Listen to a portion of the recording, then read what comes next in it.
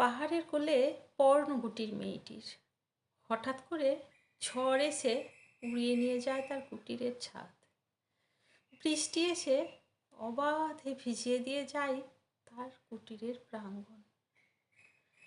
মেয়েটি আবার পাতা সংগ্রহ করে অস্থায়ী ছাদ তৈরি করে। একদিন একটি ছেলে আসে পিকনিকে পাহাড়কে ভালোবেসে। সারা দিন খোলা আকাশের নিচে তার রান্না খাওয়া, পাহাড়কে ঘুরে দেখা নতুন করে। মেয়েটি আশ্চর্য হয়, মাথার উপর নিশ্চিন্ত ছাদ উপেক্ষা করে খোলা আকাশের নিচে কি আনন্দ আছে।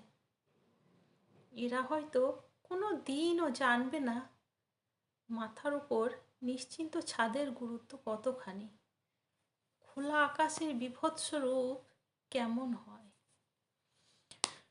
দিন শেষে পাহাড়ের বাঁকে মিলিয়ে যায় ছেলেটির মার্সিডিজ।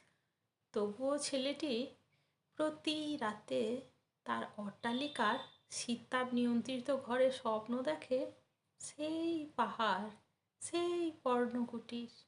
আর মেয়েটি রোজ রাতে স্বপ্ন দেখে মাথার উপর স্থায়ী ছাদ, এক থালা ফ্যান ভাত।